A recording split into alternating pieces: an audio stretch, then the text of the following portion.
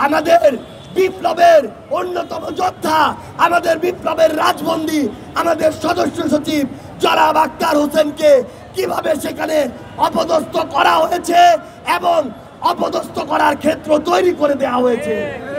আমরা ডক্টর ইউনূসকে বলতে চাই, আপনি যদি শুধুমাত্র নিজের প্রোটেকশন নিয়ে এগিয়ে যাওয়ার কথা চিন্তা করেন, তাহলে আগামীর বাংলাদেশের কোন গুরুত্বপূর্ণ বিষয় আমরা আপনার কাছে নিরাপদ মনে করি না।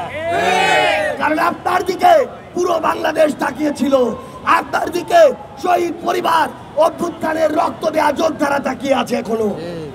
আমরা স্পষ্ট করে একটা কথা বলি, পিঠ বাঁচিয়ে যে চলার স্বভাব দেখাবে তার এই বাংলাদেশে আর পিঠ বাঁচিয়ে চলা হবে না। সবকিছুর উপযুক্ত জবাব দিয়ে সবকিছু জনগণের সামনে খোলাসা করে আগামীর বাংলাদেশে আপনাদেরকে চলতে হবে। আমরা স্পষ্ট করে বলি, আমরা আগামীর বাংলাদেশে যে কোনো ফর্মে রিফাইন্ড আওয়ামী লীগ এই বাংলাদেশে আমরা আশ্রয় পেতে দিব না।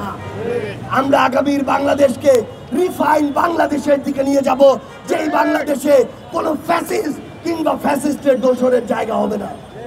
আমরা আপনাদেরকে স্পষ্ট করে বলি, আগামীর বাংলাদেশের নির্বাচন থেকে শুরু করে প্রত্যেকটি গুরুত্বপূর্ণ সিদ্ধান্ত, প্রত্যেকটি রাজনৈতিক দলের মত যদি জনগণের বিপক্ষে যায়, তাহলে জাতীয় নাগরিক পার্টি এনসিপি রাজনৈতিকভাবে রাজপথে গিয়ে তার প্রত্যেকটি জবাব দিবে।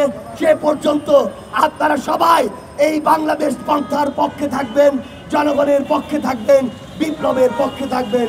ইনকিলাব জিন্দাবাদ, জাতীয় নাগরিক পার্টি এনসিপি জিন্দাবাদ।